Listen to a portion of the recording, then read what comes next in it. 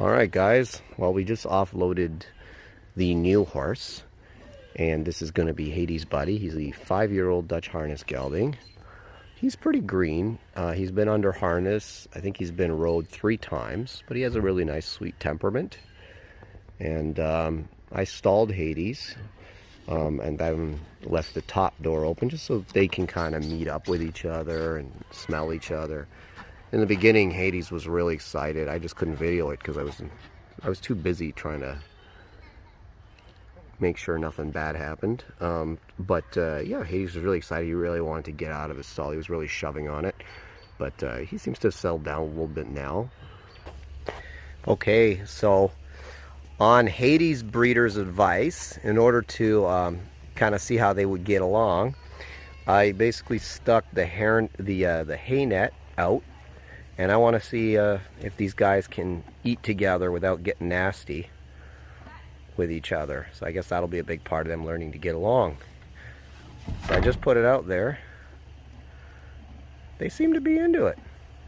So we'll see. Also, I put these geraniums up.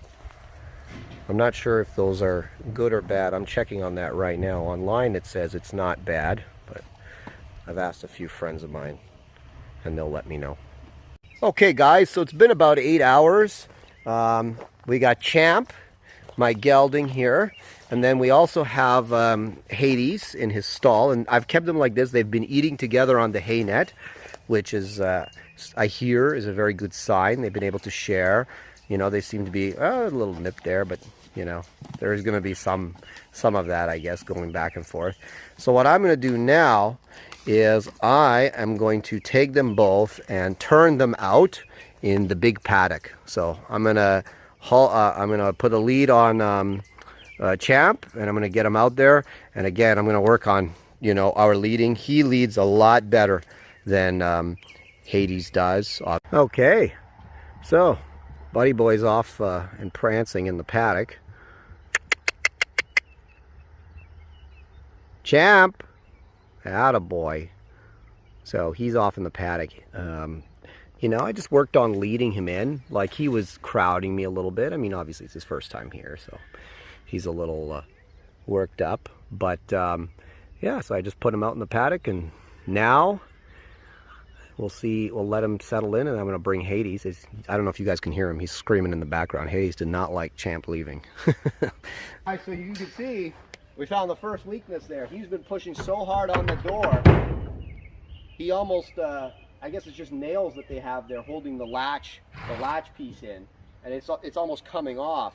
So he wants to rush out. So I'm going to have to be a little bit tough with him about that. Like, he's not going to bulldoze me out of the way. It's just not going to work. So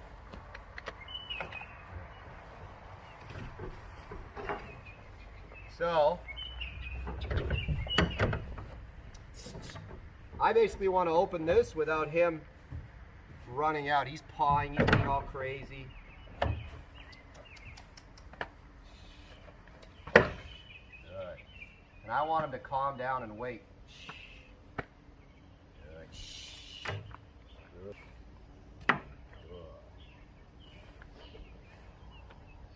Okay, guys, so I'm going to narrate from this part just because I don't think you were going to be able to hear me in this video, and I became really concentrated on the horse. Now, he's really pawing and tossing his head, acting super hectic, and I knew that if I let him out at this point, he was just going to go nuts. So I was waiting until he just calmed down a little bit before I gave him permission to come out the door. I know it looks like I'm standing in the door. I'm actually off to the side here, so I'm not too worried about getting run over, even if he does come blasting out the door. So here I give him permission.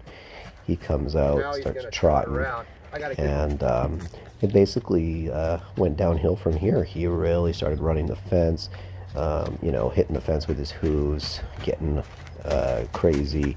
And at this point, I wasn't quite sure what to do. I tried to catch him, but I didn't feel comfortable walking up on him when he was in this state of mind.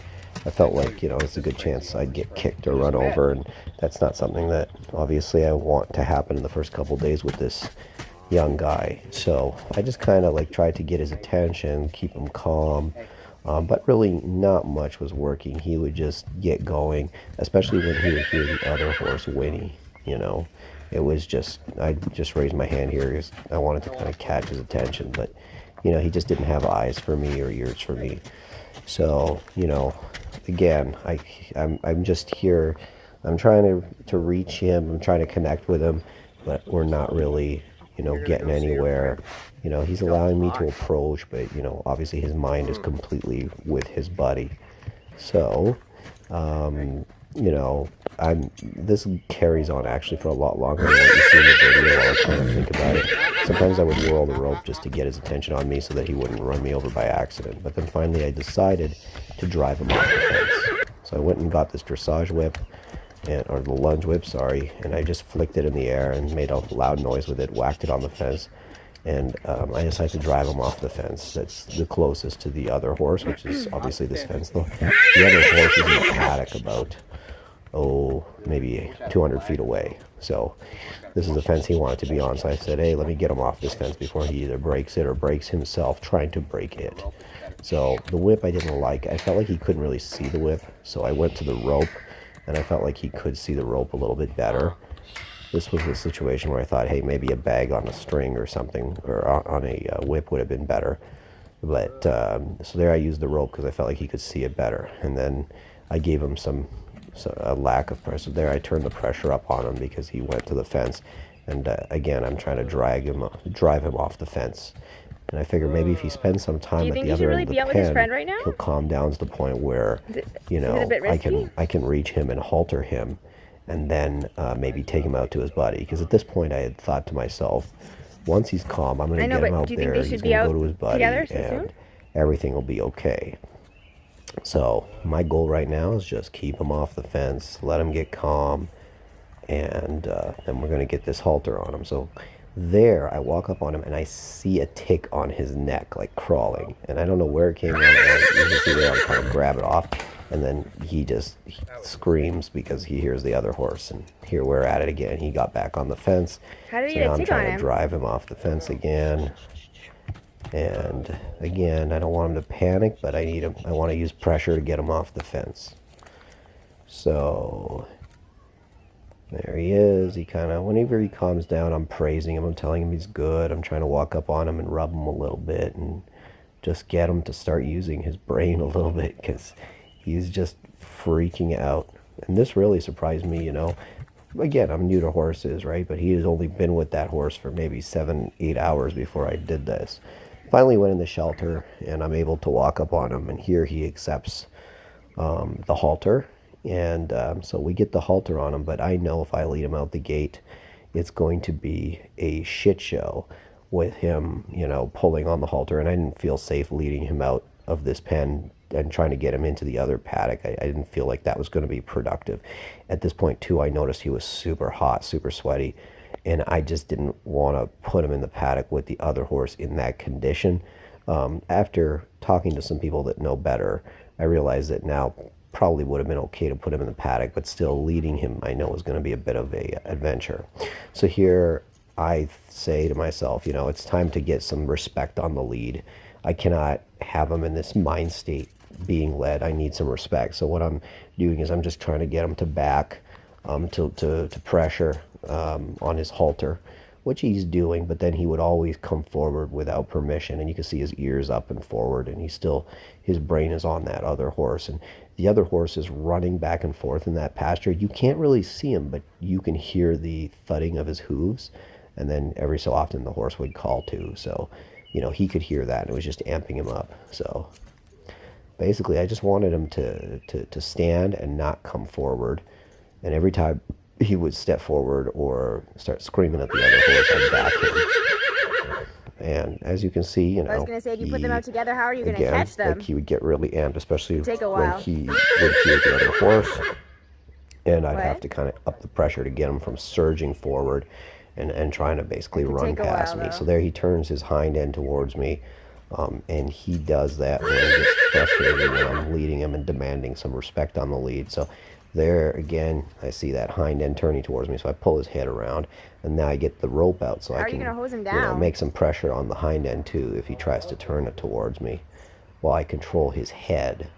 And basically I just want him to back when he's told to back, and I want him to stand and wait before I turn around and start leading him. So I'm just waiting until I see some change in his behavior, and I want to see some more responsiveness on the lead, because he doesn't seem that responsive yet. So he calmed down a little bit here, so I tried to rub up on him, but then he'd put his head down and start nibbling on the ground. So, you know, there you go. And now you see his ears popped up again because he heard the other horse. Basically, he just can't handle being on the lead and being respectful while hearing the other horse in the distance. After talking to some folks that know better, including his breeder, I understand that this is pretty common for a yearling, especially if he doesn't have any other buddies.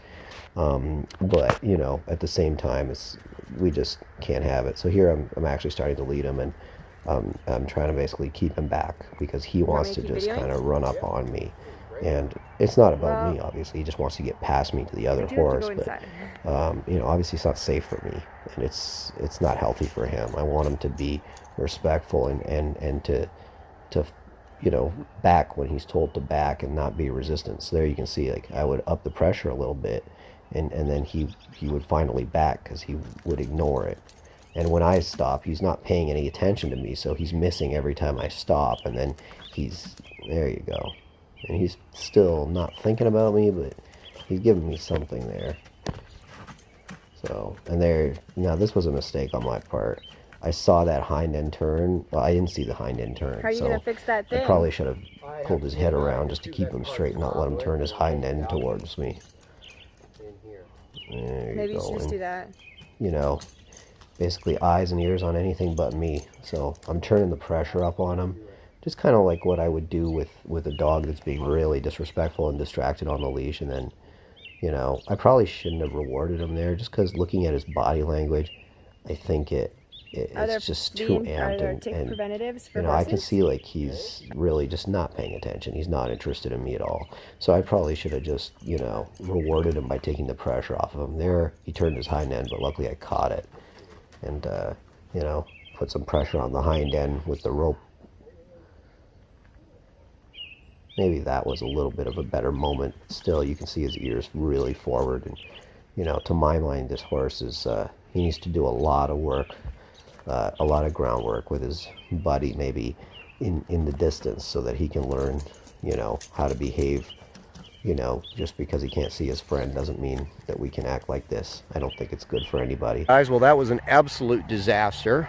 Hades lost his ever-loving mind. Maybe you experienced folks could have seen that one coming, but to me it surprised me, like, how upset he got. So I've stalled him again. I fixed the latch on his stall.